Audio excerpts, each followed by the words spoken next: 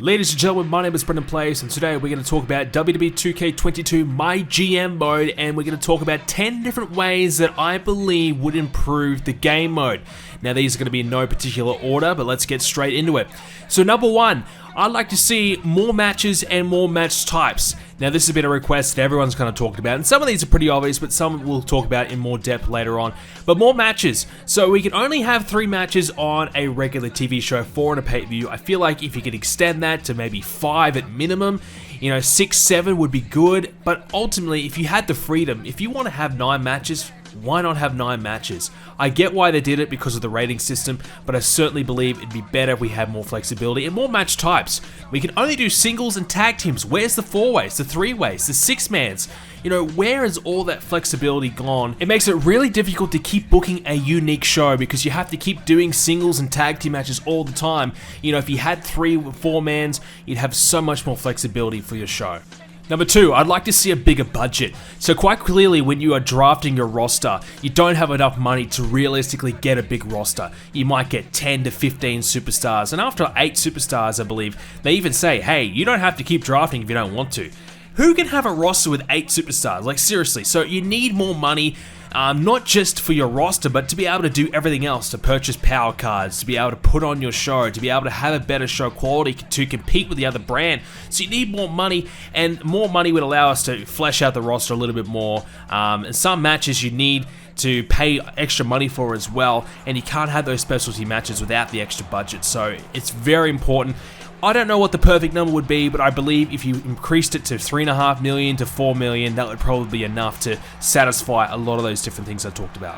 Number 3, this is another obvious one, but tag teams. Where's the tag teams? You can't even create your own tag teams. There's no tag team division. There's no tag team belts. Why? It's so mundane just to have 2 major championships, the women's and the male. After a few months of booking shows, it's just the same guys competing for the exact same championship. You can't have any divisions. It's the same thing all the time. And number 4 is similar as well, but custom championships or even more championships. Where's the mid-card belts? Where's the US, the IC title, the staples of the WWE, and heck, you got the 24/7 championship, maybe a cruiserweight championship, maybe the women's tag team championships. I mean, you've only got 2 titles. Why not give us the flexibility to switch those titles out, have more championships, and have whatever we want on our roster? Number 5, adding more superstars to the roster once the game has begun.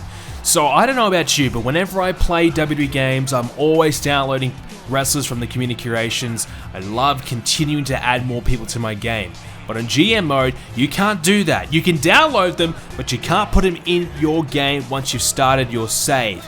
There should be an option to input more wrestlers into your game. That is another way to spice it up and keep it fun where you don't have that option. I'd like to see that change. I'd like to see the ability, because even when the new DLC comes out, are we going to be able to add these DLC superstars to our current GM mode save? My guess would be no.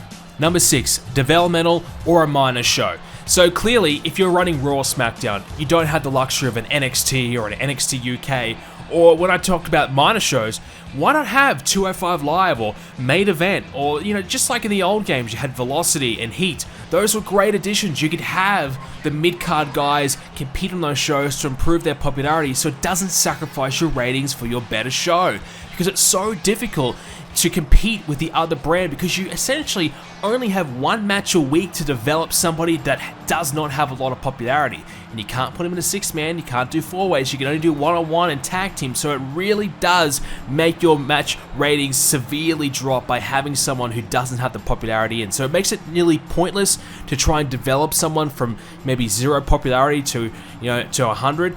It makes it pointless to sign new wrestlers because you just need to keep using the same guys that already have a popularity.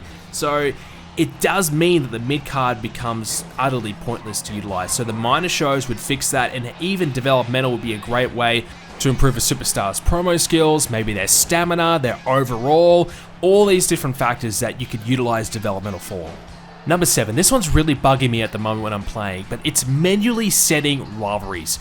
So you can't delete a rivalry. Let's say someone starts a rivalry with a wrestler. Let's say it's, Rey Mysterio starting a rivalry with Shinsuke Nakamura. And you don't want those two to be in a rivalry, but they just happen to have a match with each other or a promo with each other. It starts a rivalry. You can't get rid of it. You can't get rid of it until you finish it off at a pay-per-view. So it makes it really difficult to actually have the wrestlers you want feuding with each other, and rivalries are so important to having great show ratings. So if you don't have the rivalries, your show's going to suck. So being able to manually set rivalries and delete rivalries and just manage every rivalry you have on your roster would certainly make it a lot easier to get the show ratings that you're after.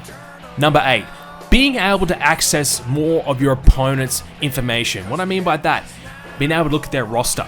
Who's the most popular superstar on their roster? I don't know. Do you? I mean, the only way you can see how their popularity is going is when you take a look at their show report.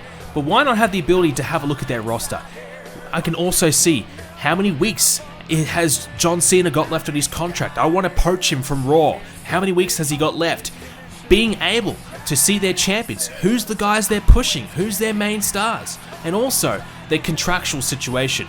It would be great if we can access a superstar's contractual situation. For example, The Undertaker, he's on SmackDown. He's got 2 weeks left in his contract.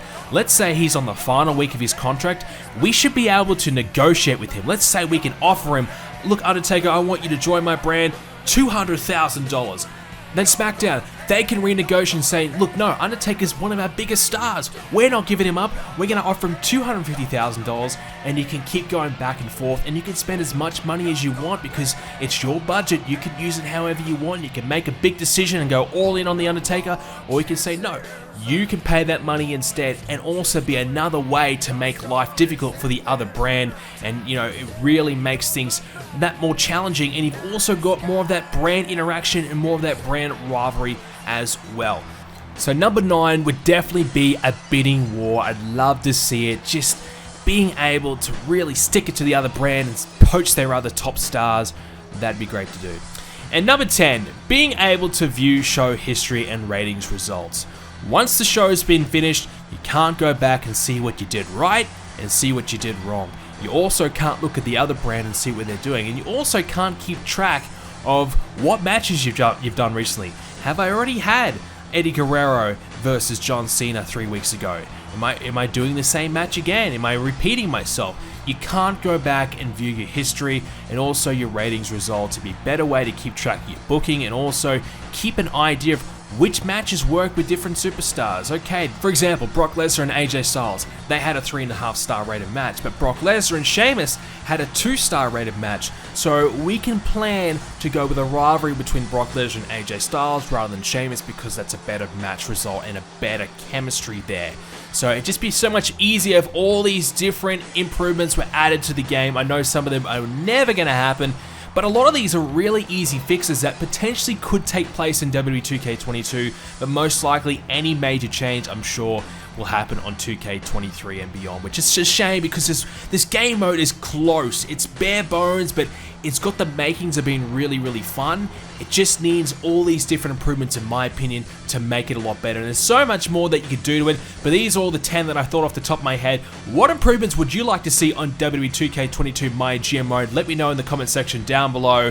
And of course, I've got my own MyGM Mode series right now on my channel, so if you haven't already, check it out and subscribe to see more videos from me. Thank you for watching, ladies and gentlemen. We'll see you in the next one.